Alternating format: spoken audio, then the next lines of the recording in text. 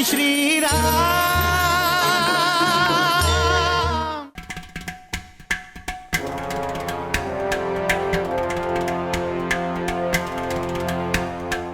ऊ रहल लंकापुरी।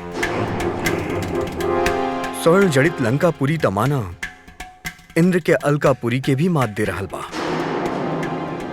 बाकी भैया अभी कुछ दिन पहले ही तो हनुमान जी करके जला के राख कर दिले रहन। फिर ही सौमित्र, ई मायावी नगरी है। रावण की आज्ञा से विश्वकर्मा एकरा के फिर से 2 दिन में रच देले। प्रभु, ऊ है लंका के पूर्व द्वार और वह प्रमुख प्रवेश द्वार भी है। उ द्वार के रक्षा के कर रहल बा? रावण के दूसर का पुत्र कुमार प्रहस्त। प्रभु, दूसर महत्वपूर्ण मुख्य द्वार है पश्चिमी द्वार, जहां लंका के सर्वोच्च सेनापति इंद्र के जीते वाला इंद्रजीत स्वयं आपन विशाल सेना के साथे वो द्वार के रक्षा कर रहल बा। और उत्तर में प्रभु गोपुरम बा, जहां लंका के प्रमुख सेनापति नियुक्त रहेले और रावण स्वयं लंका के सब गतिविधि पे आपन दृष्टि रखेले। तय समय गोपुरम पे के बा? वो स्वयं लंकाधिपति रावण।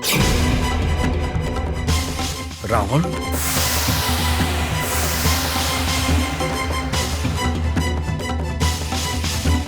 दाई रावण हा।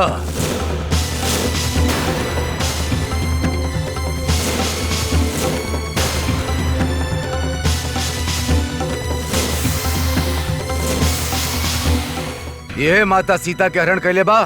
ए दुष्ट के जिए के कोनो अधिकार नहीं खे। हम अभी एकरा के यमपुरी पहुंचा देता नहीं। जय श्री राम।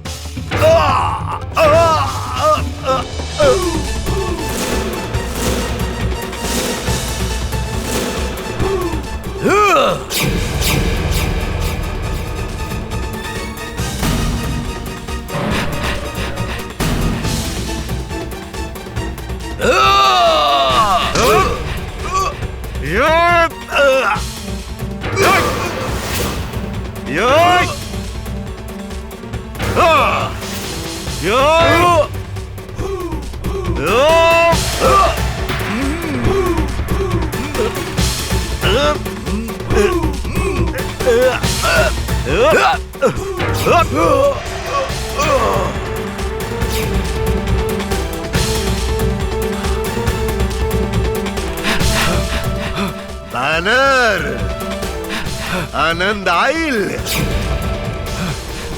भाग।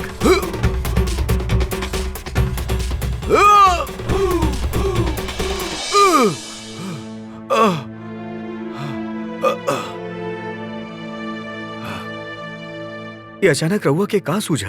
बिना सोचले बेचारे रउआ शत्रु के बीच में चल गई नी। पता ना रघुनंदन, हमरा के का हो गल रहे। रावण के देखते हमार रक्त संचार प्रबल हो गई रहे। हम स्वयं को रोक ना सकनी। परंतु आप हमनी के नायक बानी, हमार राजा बानी महाराज सुग्रीव। आपके परास्त होती हमनी के पराजय बा। हमरा के क्षमा कर दी रघुनंदन, हमरा से भूल हो गई। हम अपन आप के संयम रखब। आप विश्राम करी।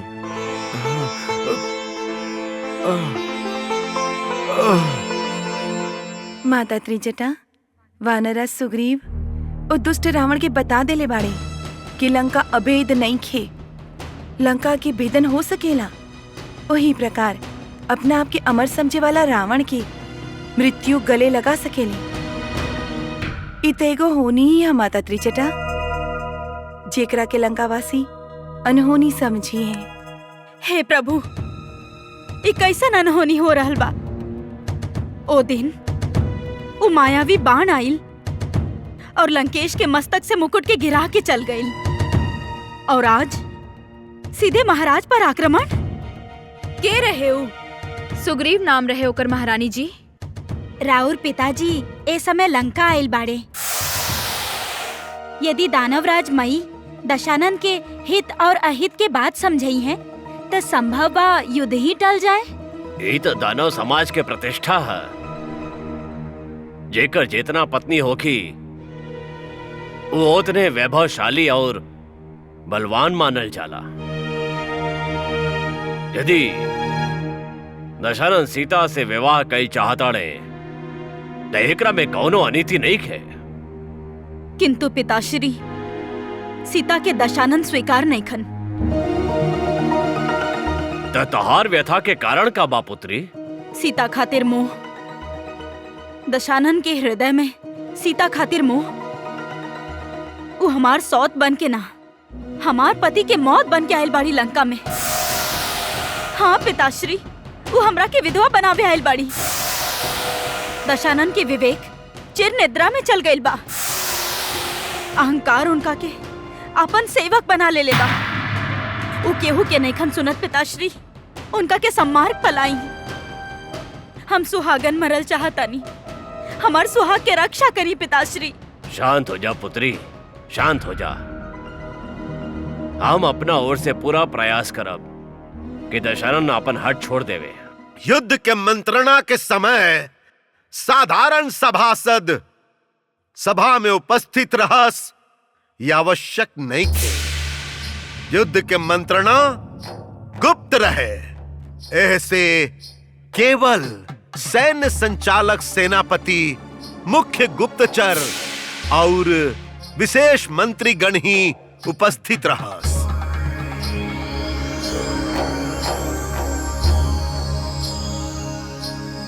कहे कि बानर सेना लंका के द्वार तक पहुंच चुकल बा।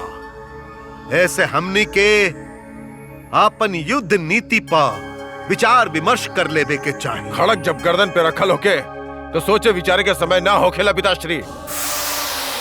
सोचे विचारे तक तो गर्दन धड़ से अलग हो सकेला। शत्रु हमनी के लंका के धरती पे खड़ा बा। ए समय मात्र एगो निर्णय लेवे के बा कि कौना प्रकार से उस सब के खदेड़ के समुद्र के पार भेजल जाए। रहुआ हमनी की आज्ञा दी पिताश्री कि हमनी ओ वानर सेना पे कब प्रहार करिए।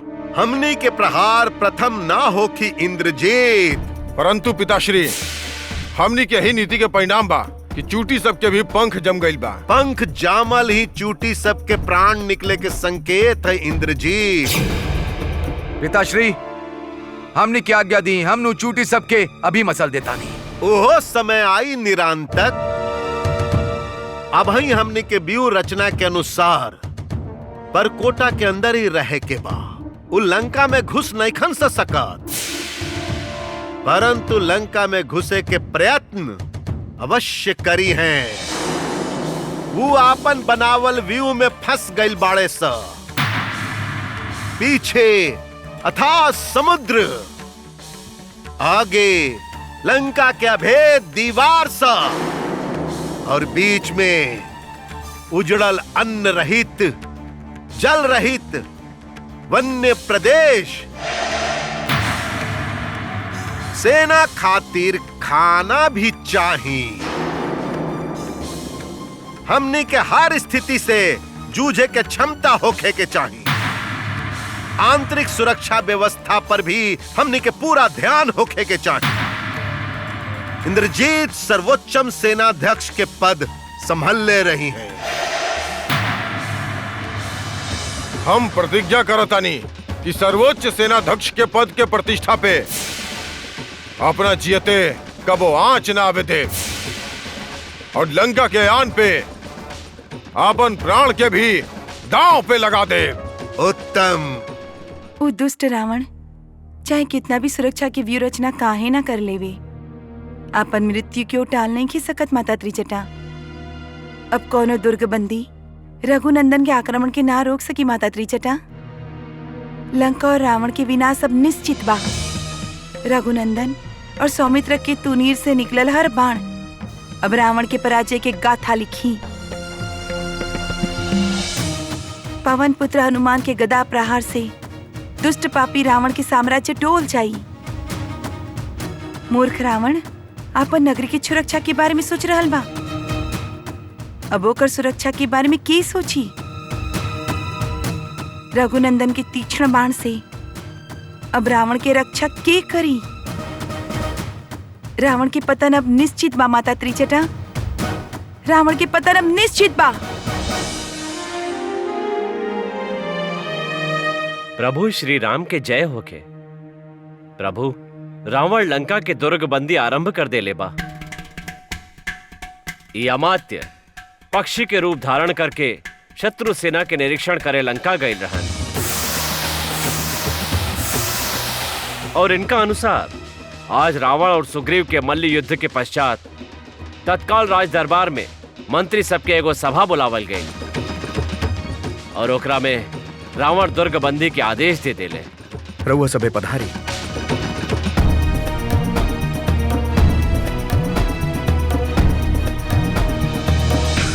रावण कहां सोचेला वो पहले हमनी पे आक्रमण करी या हमनी के आक्रमण की प्रतीक्षा करी?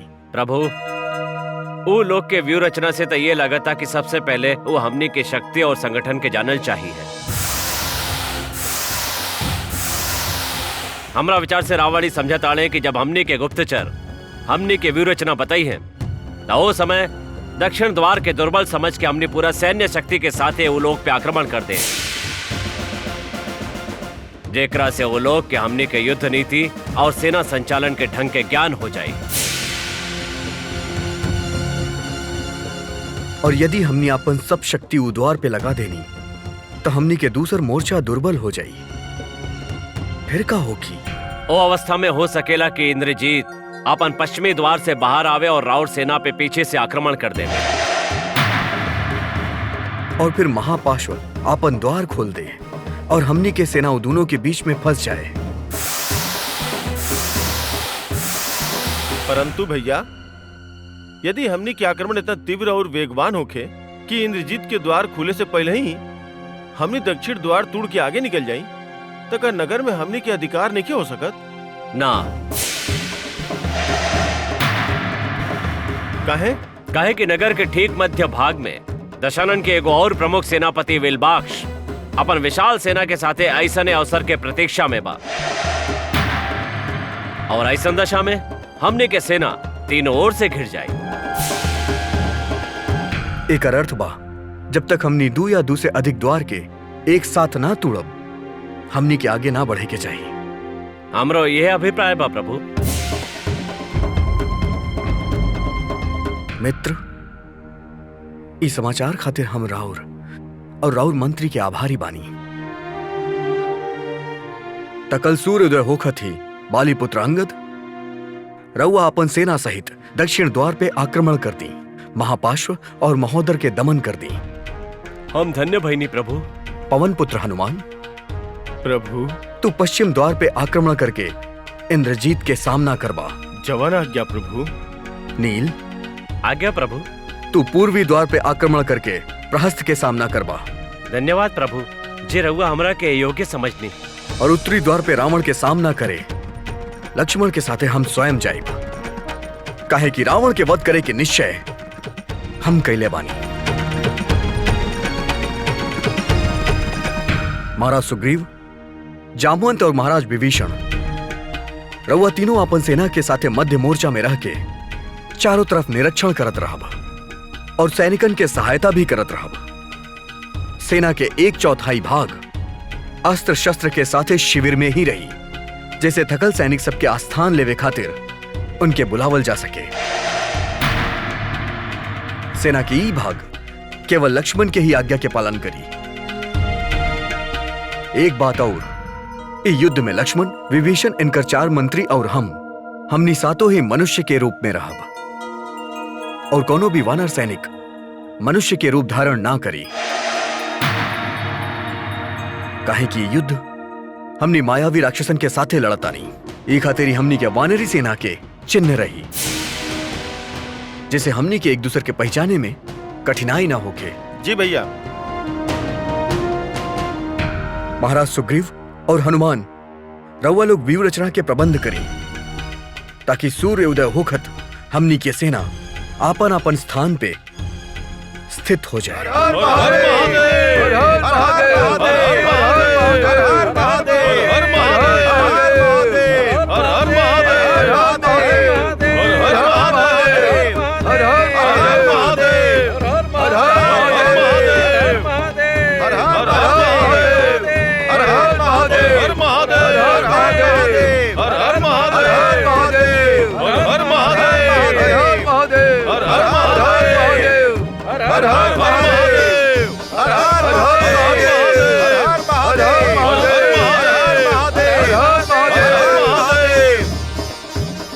रघुनंदन, हमनी के सब सेना अपन अपन मोर्चा पे आक्रमण करे खातिर राउर आज्ञा के प्रतीक्षा कर रहल बा।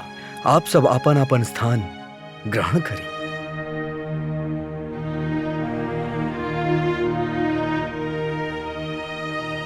इस सुंदर सोना के लंका के ध्वस्त करे से पहले हम रावण के एगो अंतिम अवसर देवे चाहत बानी। यदि रावण सीता के सम्मान सहित लौटा के हमरा शरण में आ जाए तो हम अभी भी ओकरा क्षमा कर देब। ये रउआ का कह रहल बानी भैया? रउआ वो पापी के क्षमा कर दे जौन भाभी के हरण कैलस, उनका के इतना दिन तक बंदी बना के रखलस? ना भैया, जौन हमार देवता समान भाई के इतना दुख पहुंचौले बा ओकरा क्षमा ना मिले के चाहिए। लक्ष्मण, शास्त्र कहेला सामर्थवान के क्षमा के गुण ना त्यागे के चाहिए, दया ही वीर के शोभा हो खेला।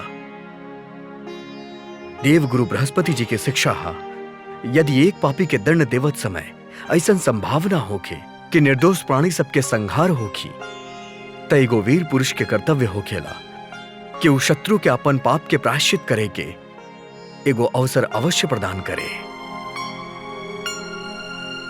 यह राजधर्म हा, यह राजनीति हा। अब प्रश्न ही बा कि रावण के पास दूध बना के केकरा भेजल जाए। प्रभु, ऐसन अवस्था में दूध के बुद्धिमान भी होके के चाहिए और परमवीर भी, काहे कि रावण छल भी कर सकेले। फिर तो भैया हमने के हनुमान जी के ही भेजे के चाहिए। ना लक्ष्मण, हनुमान के भेजब त शत्रु के लगी कि हमनी के सेना में सिर्फ एक ही वीर बा जेकरा हमनी बार बार भेज रहल बानी। रघुनंदन, हमार राय में हमनी के युवराज अंगद के भेजे के चाहिए, काहे कि वो परमवीर होके के साथ साथ बात में चतुर हवे। अंगद, तू युवराज हवा, तहरा दूध बन के गईल स्वीकार बा। प्रभु, रउआ हमरा के योग्य समझनी हमार धन्य भाग। दूध के बड़ा उत्तरदायित्व होखेला अंगद। शत्रु के भरल सभा में आपन स्वामी के संदेश सुनावल और संदेश के भली भांति समझावल। शत्रु क्रोधित हो सकेला, अपमानित भी समझ सकेला अपना आप के। इस सब बात के ध्यान में रख के अपना स्वामी के साथ साथ आपन शत्रु के निरादन ना करके पूरा संयम से आपन कार्य के पूरा करे के होखेला। आत्म संयम दूध के सबसे बड़ गुण हा। प्रभु, हम पूरा प्रयास करब कि राउर सोच पे खरा उतरी। पहले अपन उद्देश्य समझला। रावण सीता के सम्मान सहित लौटा देवे, कहे कि हम कोनो रक्तपात ना चाहेली। हमरा ओर से तू शांति दूत बन के जा रहल बाड़ा। हमरा के आशीर्वाद दे प्रभु, हम सफल होके ही राउर चरण में लौटे। जा अंगद, विजयी भवा। आज्ञा दी महाराज। जा अंगद, सफल होके लौटा। जय श्री राम।